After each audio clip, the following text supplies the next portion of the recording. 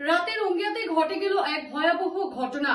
2 round গুলি চালিয়ে এক যুবকের উপর আক্রমণ। রঙ্গিয়ার রাতে ঘটে গেল এক ভয়াবহ ঘটনা। রঙ্গিয়ার দীপ্তিনগরে এক যুবকের উপর গুলি চালিয়ে আক্রমণ।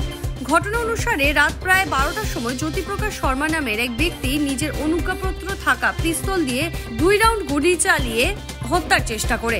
সাথে সাথে হুলস্থুল পরিবেশের সৃষ্টি হয় অঞ্চলে। মুহূর্তে ঘটনাস্থলে উপস্থিত হয় পুলিশ এবং বাজেয়াপ্ত করে সেই বন্দুক। জানা মতে গুলিবিদ্ধ যুবকের সাথে কথা কাটাকাটি হয়েছিল এবং তার পরবর্তীতেই এই ঘটনাটি ঘটে। উল্লেখযোগ্য যে আগেও বহুবার নিজের অনুজ্ঞাপত্র থাকা পিস্তলে সন্ত্রাস সৃষ্টি করেছে এই যুবক। তার আগেও সার্বজনীন স্থানে নিজের পিস্তল নিয়ে উদ্যত হয়েছেন এই ব্যক্তি জ্যোতিপ্রসাদ শর্মা ওরফে বাবা। এদিকে গুরুতর আহত যুবকের নাম মৃদুল বনিয়া। আহত যুবককে নলবাড়ী চিকিৎসালয়ে প্রেরণ করা হয়েছে। ঘটনা সম্পর্কে তদন্ত অব্যাহত রেখেছে পুলিশ। নিজের সুরক্ষার জন্য মরণাস্ত্র নিয়ে এখন সমগ্র অঞ্চলে তাস সৃষ্টি করেছে এই অভিযুক্ত জ্যোতিপ্রকাশ শর্মা।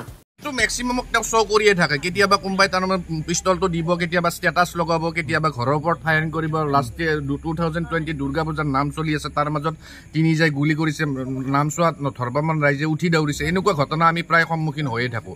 গতিকে আমাৰ ইয়াত চবৰে ভয় আছে, আৰ্মছ আছে, আমি ওলাব নোৱাৰোঁ। গতিকে আজি তাৰে সাক্ষীটো আপোনালোক হ'ল, প্ৰশাসন হ'ল, চবেই হ'ল। কেইটামান গুলি লাগিছে?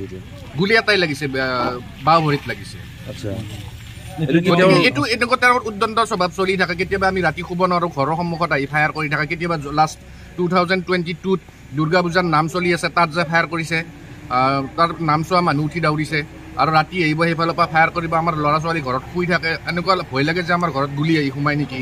এইটো দৈনন্দিন ঘটনা হৈ গৈছে। তাৰমানে আজি তাৰ প্ৰমাণ হ'লেই এটা সন্ত্ৰাসবাদৰ সৃষ্টি। তাৰমানে পিষ্টল দেখুৱাই আমি কোনো ল'ৰা ছোৱালী ওলাব নোৱাৰে, ৰাতি ওলাব নোৱাৰে। কোনোবা ওলালে পিষ্টল দেখুৱাই পেলাই ভয় দেখায়। এনেকুৱা চিষ্টেম চলি আছে। তাৰমানে আমি ইয়াত থাকিব নোৱাৰে। প্ৰশাসনে তেখেতক বিহিত ব্যৱস্থা ল'ব লাগে, আইনে বিহিত ব্যৱস্থা ল'ব লাগে। যিজনৰ গুলি লাগিছে তেওঁৰ কেনেকুৱা অৱস্থা? তেওঁৰ বৰ্তমান এতিয়া ৰঙিয়াৰ পৰা ৰেফাৰ কৰিছে নলবাৰী হস্পিটেললৈকে। গতিকে আপোনালোকৰো ন্যায় লাগিব, প্ৰশাসনৰো ন্যায় লাগিব।